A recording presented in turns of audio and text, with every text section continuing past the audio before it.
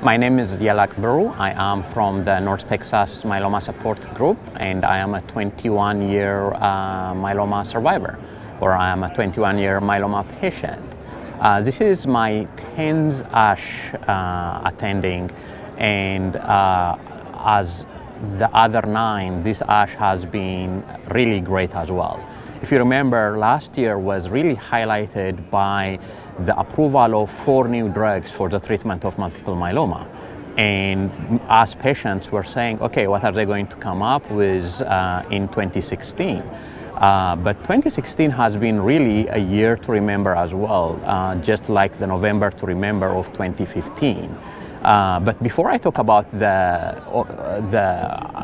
things that I was able to get out of ASH, let me highlight a couple of meetings that I have been able to attend. The first one is IMF, the International Myeloma Foundation's Satellite Symposium, which anchors the Friday presentations. And the highlight for that for me was, number one, how some of the clinical trials that are being developed and conducted in Europe are helping drive FDA drug approval here in the US.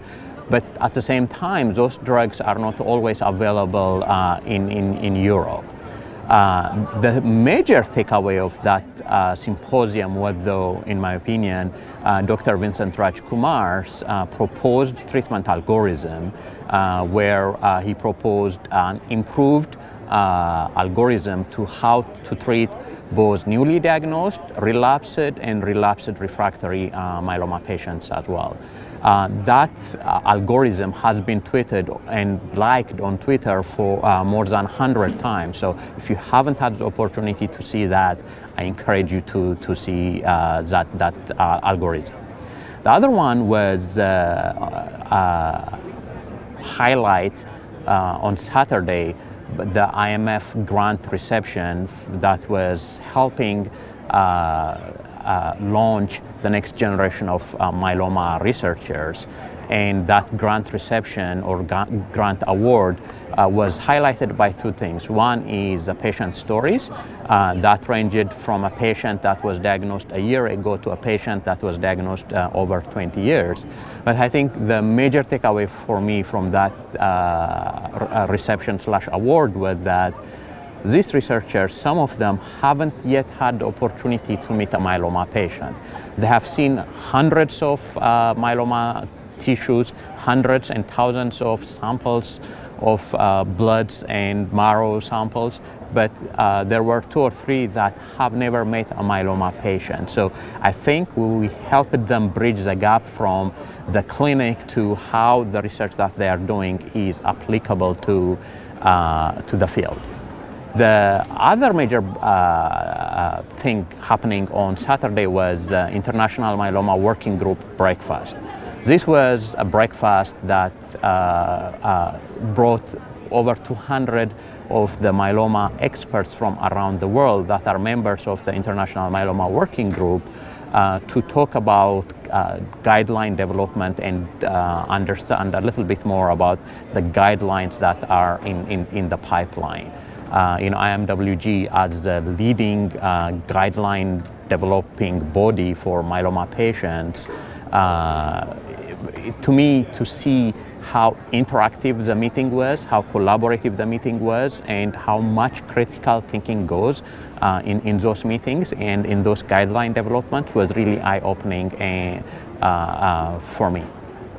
But in general, now talking about the takeaway from the symposium for me was there are new drugs being developed or that are in the pipeline from the class of drugs that are already approved.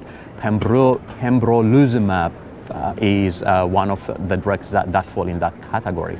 But there are also new drugs that are being studied for the treatment of multiple myeloma that fall in a completely new class or new category of drugs, which is selinexor. And there are also drugs that are being repurposed from other treatments, whether it is HIV or lymphoma, to be used for the treatment of multiple myeloma. So what we are seeing is, although no new drug has been approved for the treatment of multiple myeloma this year. There are a lot of drugs in the pipeline to be showing a lot of efficacy for the treatment of multiple myeloma, both in the newly diagnosed patients as well as the relapsed refractory settings. So the major takeaway for me from the overall conference was, number one, we need more clinical trials to show how these drugs are going to be used and applicable for myeloma patients. So patients need to ask their physicians and their researchers how they could participate in those clinical trials, and doctors need to also volunteer that information and help educate patients on how they could get into a clinical trial.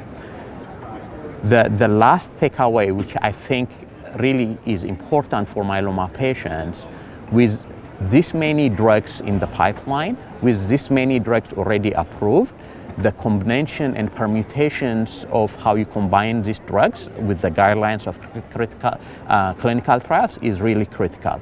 What that means, in my opinion, is that myeloma patients really need to have myeloma experts that they consult with and the myeloma centers that they go to in order to help them live longer and in order to help them integrate myeloma better into their everyday life. So myeloma experts are really critical in helping myeloma patients navigate the more complex treatment options that are becoming available for myeloma patients.